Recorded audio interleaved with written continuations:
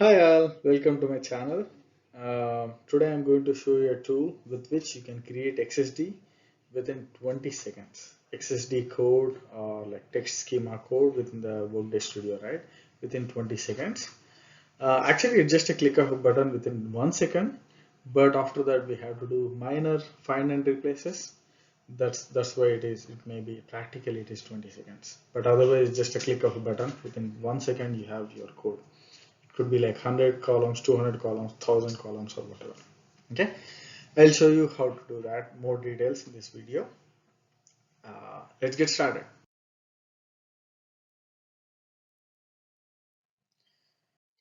So I'll give you a little bit background. So from in my experience, whenever I had to implement a inbound integration, especially with a fixed width, I have struggled. I have spent more than 4 to 5 hours just to create the XSD itself. So I thought, okay, this is becoming inefficient. I'll create a small tool using Excel sheet with which I can just create a XSD within few minutes. So that's the intention of the entire video. So I'm going to show you the next steps. So these are the topics I'm going to cover. So what is the input file definition? How does it looks? What is the file? And then I'm going to show you two files. One is only for 6 columns, one is like approximately 140 columns. This is just to push the limits. Maybe I can show you 500 columns as well. It doesn't matter because that whatever the Excel tool I'm going to show you, it doesn't matter actually the number of columns, right? And then how to use the tool, I'm going to show you that. As I was saying, within just 20 seconds we can create it. Then I'm going to plug in, show you how to plug that code into the Workday Studio, and then I'm going to deploy and run. I'm not going to show the deploy and run because it's a tenant. I don't want to show that. And after that, I'm going to show a 2-minute challenge. Within 2 minutes, I'm going to create a studio with the XSD, and then the output would be a XML file. Okay, and then I'll show you the version 2.0 of that. So this is a sample file. I have just taken, this is the definition of the sample file. According to the definition, there are around 7 fields: record ID, employee ID, first name, last name, hire date, and business title. So these are the columns, and how it looks in the file is D represents the record ID. So D means record ID. It's not header, it's not footer, it's the detailed information. And 1001 represents employee ID, and this is the first name, this is the last name, and this is hire date 2004-0101.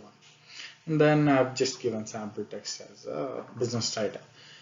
So we have to convert this into XML. Within the studio, we have to convert this fixed file into XML format so that we can do further processing. So the tool is a simple Excel tool. All you have to do is you have to plug in the each field length here. That's it. That's the only thing we have to do. The next step is we have to click refresh, and then this entire table gets refreshed. If you have 10 columns here, it will have like 11 or 12 rows here in this table, output table, right? So this is first step is put the length of each column from left to right, and click refresh and copy the text in this table into a notepad, right? And into any text editor, but in this case I'm using Notepad++. First step is you replace the double quotes with nothing, just absolutely nothing. And after that step, all you have to do is replace the tilde, that's a special character tilde, with double quotes, and you have your XSD ready. That's it. These 6 steps you do, and you have your XSD or text schema ready to be plugged into the Workday system. I'm going to show you step by step how to do this, how to use this tool to create XSD and then plug into Workday Studio. And then after that, I'm going to show you a 2-minute challenge where I'm going to use 147 columns. 147 is just a random number, as I was saying, and then plug it into Workday Studio and deploy it within just 2 minutes, not more than that. Okay. So this is the tool I was referring to. All you have to do is give the columns, length of each column from left to right in this table, and just go to the data and click refresh. That's it. So as I was saying, let's just say this is the definition and this is the length of each column. These columns represent the first starting position of first column and ending position of first column, and in this way. So I'm going to take this, copy and put it here, right? Then go here and refresh. You have XSD almost ready. All you have to do is next copy this data into any editor. In this case I'm going to use Notepad++. Replace double quotes with nothing, replace all, and then replace tilde with double quotes, replace all. That's it. You have code ready. And how to plug into the Workday is you have this text schema, right? Just put it here. That's it. You have your studio ready. Now it's a 2 minutes challenge. I'm going to convert this 147 column file. This is a file. There's nothing fancy about it, into XML using XSD. So the time starts now. I'm going to take this definition, length, and put it into the tool. Click refresh. Copy this into any text editor. Replace double quotes with nothing. Replace all. Tilde with double quotes. Replace all. Copy. And I'm going to create a new integration. Workday Studio Assembly. XSD. Challenge 4. And Workday in. I'm going to put a async mediation, plug it here, then I'm going to put a write because I want to put the input file here. This is the input file.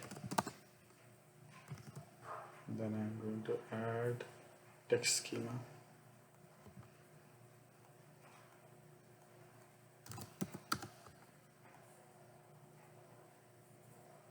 Text to XML, create XSD 1,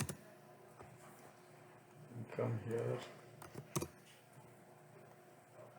copy this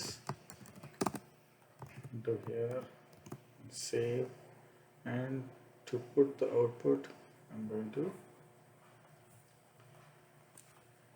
output.xml. That's it, I'm done. So it's just 1 minute 47 seconds. I'm going to deploy and I'll show you the output. So I ran the integration, it ran within 7 seconds. And I'm going to download the output. I'm going to open. So see, this is the columns. This is how it is being shown. So the version 2 of it is just along with column width, you have to give column name. What is that column name you want in the output, so that it's not generic name column 1, column 2. It's better, more readable. I'll show you the output first. So this is the version 1 output where you have column 1, column 2, column 3. It's okay if you have very few columns, but if you have like 15, 20, 30, 40, 50, 100 columns and all, it's better you have the column names appropriately. So this would be the output, and this is the version 2 of it, right? So yeah, that's it from my side. Happy coding. Have a nice day. Bye bye.